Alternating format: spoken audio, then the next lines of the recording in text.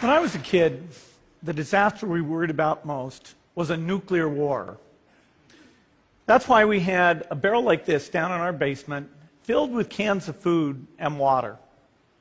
When the nuclear attack came, we were supposed to go downstairs, hunker down, and eat out of that barrel.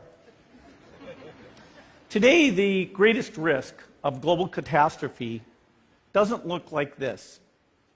Instead, it looks like this. If anything kills over 10 million people in the next few decades, it's most likely to be a highly infectious virus rather than a war. Not missiles, but microbes. Now, part of the reason for this is that we have invested a huge amount in nuclear deterrence.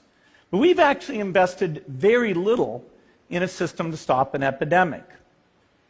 We're not ready for the next epidemic. Let's look at Ebola. I'm sure all of you read about it in the newspaper. Lots of tough challenges. I followed it carefully through the case analysis tools we use to track polio eradication. And as you look at what went on, the problem wasn't that there was a system that didn't work well enough. The problem was that we didn't have a system at all. In fact, there are some pretty obvious key missing pieces. We didn't have a group of epidemiologists ready to go who would have gone, seen what the disease was, see how far it had spread. The case reports came in on paper. It was very delayed before they were put online, and they were extremely inaccurate. We didn't have a medical team ready to go. We didn't have a way of preparing people. Now, Médecins Sans Frontières did a great job orchestrating volunteers, but even so, we were far slower than we should have been getting the thousands of workers into these countries. And a large epidemic would require us to have hundreds of thousands of workers. There was no one there to look at treatment approaches, no one to look at the diagnostics, no one to figure out what tools should be used. As an example, we could have taken the blood of survivors, processed it, and put that plasma back in people to protect them. But that was never tried. So there was a lot that was missing, and these things are really a global failure. The WHO is funded to monitor epidemics, but not to do these things I talked about. Now in the movies, it's quite different. There's a group of handsome epidemiologists ready to go. They move in, they save the day, but that's just pure Hollywood. The failure to prepare could allow the next epidemic to be dramatically more devastating than Ebola. Let's look at the progression of Ebola over this year. About 10,000 people died, and nearly all were in the 3 West African countries. There's 3 reasons why it didn't spread more. The first is there was a lot of heroic work by the health workers. They found the people and they prevented more infections. The second is the nature of the virus. Ebola does not spread through the air. And by the time you're contagious, most people are so sick that they're bedridden. Third, it didn't get into many urban areas, and that was just luck. If it had gotten into a lot more urban areas, the case numbers would have been much larger. So next time, we might not be so lucky. You can have a virus where people feel well enough while they're infectious that they get on a plane or they go to a market. The source of the virus could be a natural epidemic like Ebola, or it could be bioterrorism. And so there are things that would literally make things 1,000 times worse. In fact, let's look at a model of a virus spread through the air like the Spanish flu back in 1918. So here's what would happen. It would spread throughout the world very, very quickly. And you can see there's over 30 million people die from that epidemic. So this is a serious problem. We should be concerned.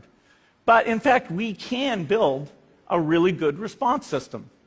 We have the benefits of all the science and technology that we talk about here. We've got cell phones to get information from the public and get information out to them. We have satellite maps where we can see where people are and where they're moving. We have advances in biology that should dramatically change the turnaround time to look at a pathogen and be able to make drugs and vaccines that fit for that pathogen. So we can have tools, but those tools need to be put into an overall global health system, and we need preparedness. The best lessons, I think, on how to get prepared are, again, what we do for war. For soldiers, we have full-time waiting to go. We have reserves that can scale us up to large numbers. NATO has a mobile unit that can deploy very rapidly. NATO does a lot of war games to check, are people well-trained? Do they understand about fuel and logistics and the same radio frequencies? So they are absolutely ready to go. So those are the kinds of things we need to deal with an epidemic. What are the key pieces? First is we need strong health systems in poor countries. That's where mothers can give birth safely, kids can get all their vaccines, but also where we'll see the outbreak very early on. We need a medical reserve corps. Lots of people who've got the training and background who are ready to go with the expertise. And then we need to pair those medical people with the military, taking advantage of the military's ability to move fast, do logistics, and secure areas. We need to do simulations, germ games, not war games, so that we see where the holes are. The last time a germ game was done in the United States was back in 2001, and it didn't go so well. So far, the score is germs 1, people 0. Finally, we need lots of advanced R&D in areas of vaccines and diagnostics. There are some big breakthroughs, like the adeno-associated virus, that could work very, very quickly.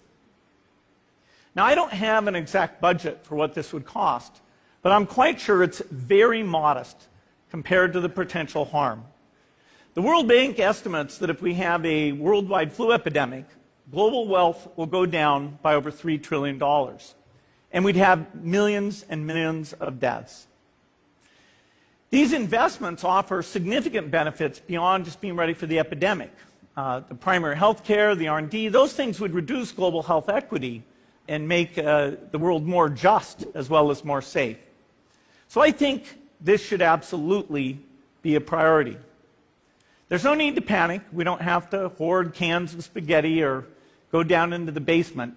But we need to get going because time is not on our side.